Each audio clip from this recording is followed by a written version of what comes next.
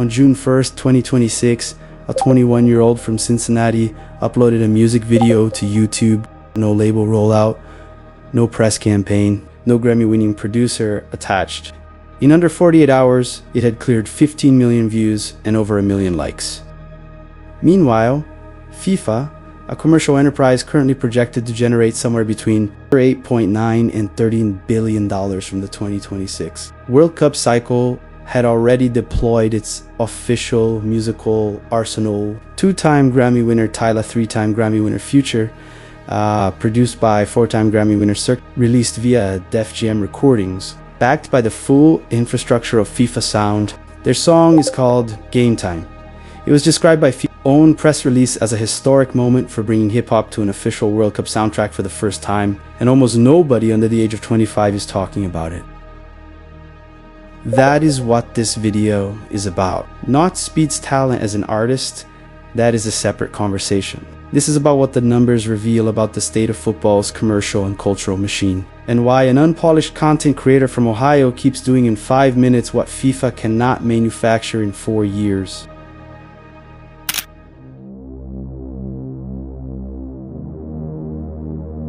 Let's start with the money, because that context matters. The 2026 FIFA World Cup commercial cycle is projected to generate approximately $13 billion in total revenue, a 72% increase on the previous Qatar cycle. Of that, marketing and sponsorship rights alone account for roughly $2.69 billion. Top-tier FIFA partners, your Coca-Colas, your Visas, your Adidas's, pay an estimated $70 to $100 million annually each just for the right of association.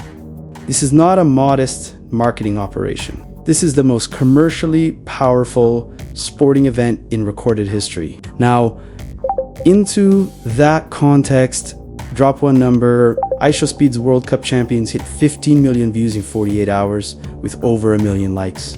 That's the verified figure from multiple outlets as of June 3rd.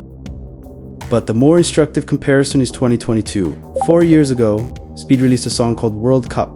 Same template, released through Warner Records, timed to the tournament. That video now sits at over 210 million views on YouTube. It charted as high as number 11 on YouTube Music's Global Top 100. It was played at the 2025 WWE Royal Rumble when Speed himself entered the ring. It has been used in over 1 million TikToks.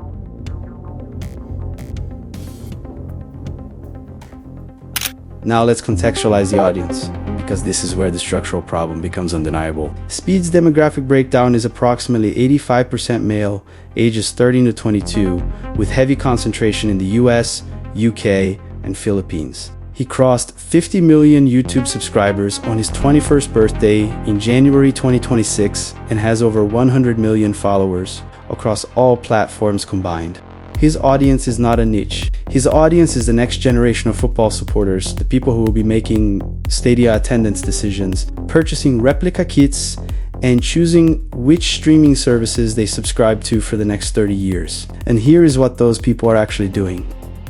According to a test February 2026 survey of 1,000 US adults aged 18 to 27, 38% of Gen Z do not watch live television at all.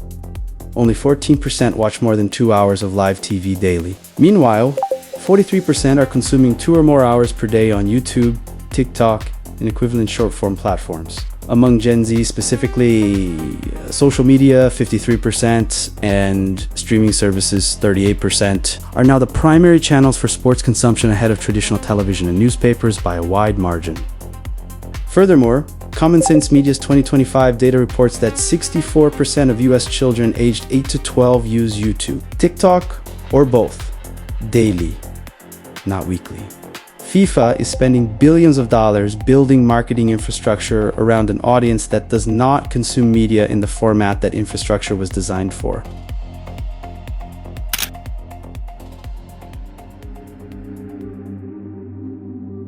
Here's the part nobody in official football media wants to say plainly.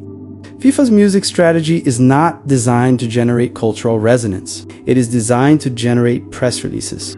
When FIFA announces that Game Time is a historic moment for bringing hip-hop to a World Cup anthem released via Def Jam, featuring 2 Grammy-decorated artists performing at the opening ceremony, that entire sentence is written for a marketing deck. It is written for sponsors. It is written to justify the $2.69 billion in marketing rights that brands are paying to be associated with the cultural cachet of the World Cup. The problem is that cultural cachet cannot be manufactured by press release, and the audience that FIFA most needs to retain has developed quite organically an immunity to engineered enthusiasm. Think about what the game time rollout actually represents structurally. Grammy, pedigree, major label distribution, announced opening ceremony, performance slot, official music video, Def Jam promotional, infrastructure, FIFA's full commercial weight behind it.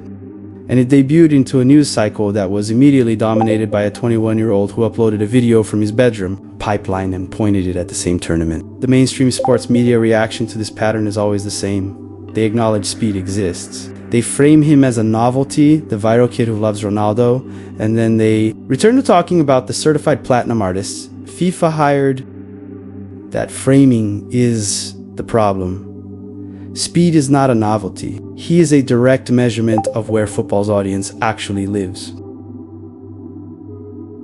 He has streamed himself attending World Cup matches in Qatar and accumulated peak concurrent viewerships of over 322,000 viewers for a single Portugal game. He has streamed from inside the Great Pyramid of Giza to an audience of 3.5 million concurrent viewers. His 2022 World Cup song sits at 208 million YouTube views, more than most officially sanctioned World Cup content will ever accumulate. None of this happened because a boardroom decided speed was on brand. It happened because his audience is genuinely invested in him, in the sport, and in each other. That is a form of cultural gravity that money can approach but cannot replicate on demand. The real indictment here is not that speed is better than Tyler or Future as a musician. That is not the question. The question is, why does a multi-billion-dollar commercial apparatus built specifically to generate the appearance of cultural relevance consistently lose the cultural conversation to one person with a camera and a genuine relationship with his audience? The answer is uncomfortable, because the apparatus was never actually built to reach the audience. It was built to reassure the sponsors that someone is trying to reach the audience. Those are not the same thing, and the gap between them is currently 208 million views wide and counting. FIFA will generate $13 billion from this tournament. The sponsors will get their logo placements, the Grammy winners will perform at the opening ceremony, and somewhere in all of that, there will be a 21-year-old from Cincinnati who made a music video on his own terms, aimed it directly at the people who actually care about football and watched it move faster than anything the machine could produce.